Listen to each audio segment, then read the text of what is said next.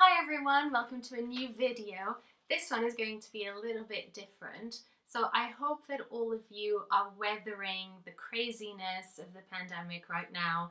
I hope you are all staying safe and well and maybe passing the time by reading, and hopefully this is going to help you find possibly the next books that you might want to read.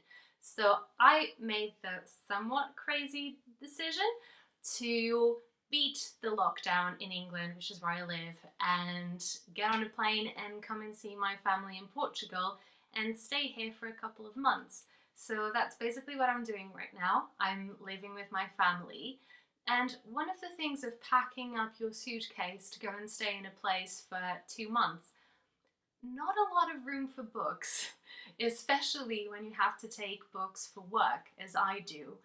And so I wasn't quite sure what I was going to read when I got here, but one of the good things is that I have a brother who is also a pretty big reader, and so what I have been doing is going through his bookcases trying to find something to read, and fortunately I have found a lot of stuff that I'm really excited to read.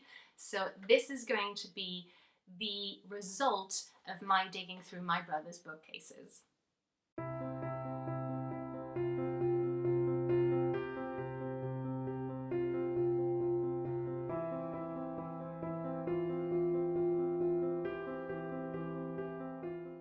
Okay, so I am going to start with the book that I am the most excited about.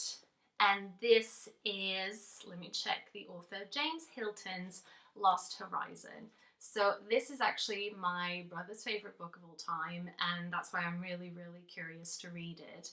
So it's the first book to have featured Shangri-La. I hope I'm pronouncing it well. I'm probably not. And it seems to be a utopia, so the genre seems to be a utopia, and I'm really interested to read this. So as someone who's read mostly 18th century stuff, I think the only utopia I've read is Margaret Cavendish's book, and so not that familiar with the genre. And I also don't read a lot of adventure books, so I spend a lot of time on Austen Land and Frances Burney Land and things like that. So I think this is going to be a really good change from what I'm used to. And so I'm really excited to see what it's like.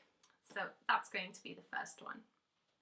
The second one is, and I'm so going to butcher this name, Erin Morgenstern's The Night Circus. So as some of you may or may not know, I write young adult fiction, and at the moment I am also working on a project on young adult fiction, working with young people.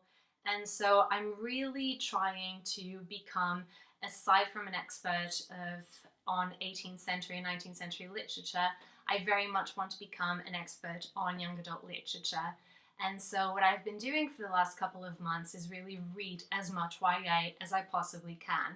So this keeps being featured in all the lists I've been seeing, and even though it's bulkier than the YA books I've been reading, I am really, really excited to try this out. And my brother enjoyed it, which usually is a stamp of quality for me. Usually when it's something that my brother says it's good, almost every single time it is. Every single time, actually. So I am very excited to read this one, and if you have any other suggestions for YA books for me to read, please share them. I want to read as many as possible, and I really want to know what kind of books you've read recently that you've really enjoyed. So this is also going to be one of my next ones. The third one is Agatha Christie's The ABC Murders. So for a bit of context, last year I taught at university a module called Crime Fiction, and by the time that year was finished, I vowed that I was going to give myself a break from crime fiction. So I had to read so much that I really didn't think I could muster another crime fiction novel. And the thing about crime fiction is, in my opinion, so you absolutely don't have to think the same, in my opinion, the stuff that's good is really good, but oh my god, the stuff that's bad is really, really terrible. One that I really, really couldn't understand is an author that I just could not get was Dorothy Sayers. So many people usually compare Dorothy Sayers to Agatha Christie, and I've been finding that every single author that gets compared to Agatha Christie just has nothing in common with her. For me, I just can't get behind their books.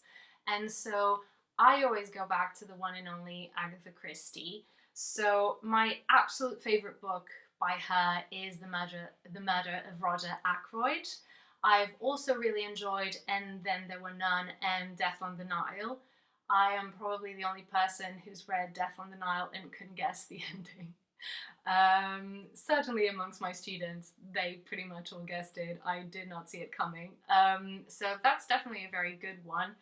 And I just want to read more Agatha Christie, and I haven't read that many. I've read possibly like 5 books by her, and so this one sounds like it's a really, really fun one. So that is going to be my next Agatha Christie one. And if you're looking for a fun crime novel to read at the moment, for some reason, at Christmas, it feels like the perfect time to read crime novels. And so definitely going to get into crime novels again. I think the time has come. So I'll be reading this one as well.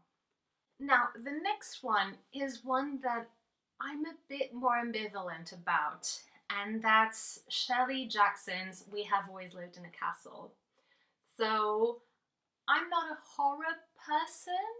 I usually say as a joke, but really completely earnestly, that it's something that a 5-year-old child can't handle watching, then I can't handle it either. So I can't handle violence, I can't handle gore. And so horror is really not the ideal genre for me. But I thought, having heard from about The Haunting of Hill House, that Shelley Jackson might be more my thing, because it seems to be more psychological horror. Now, I really, really didn't like The Haunting of Hill House. I did not get it. All of the things that I had heard about the novel just didn't pan out for me in the end. There was no reward at the end for me. And so I'm starting to think that maybe Shelley Jackson just isn't for me. But We Have Always Lived in a Castle is always recommended as her masterpiece.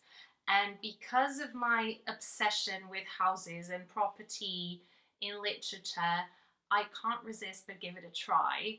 And it's rather short, so what's the worst that could happen? If I hate it, then, I haven't spent that much time with it. So I think I'm going to give Shelley Jackson one more try, and what I'm promising myself is if I don't like this, then that's it, then that's fine. I don't need to read anything by her again. So we'll see how that goes. Last but not least is a book that, as a 19th centurist, is probably something that I should have read before.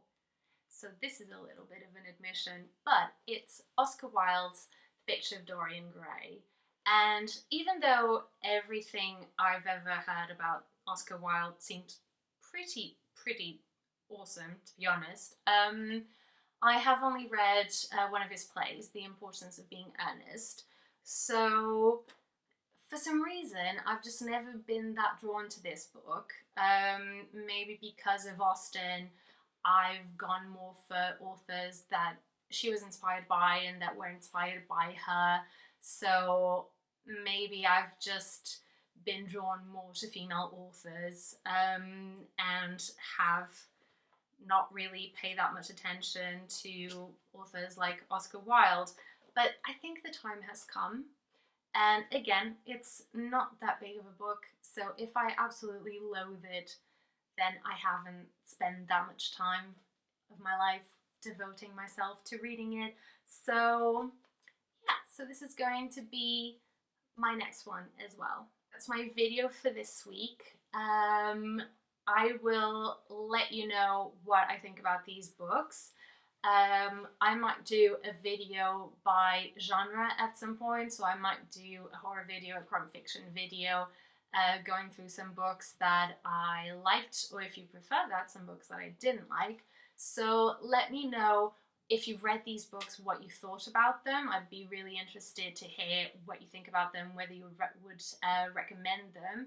And if you have any suggestions for videos for me to make, or any books that you think I absolutely must read, then please let me know in the comments. And until then, I will see you next time, and stay well and safe and keep reading.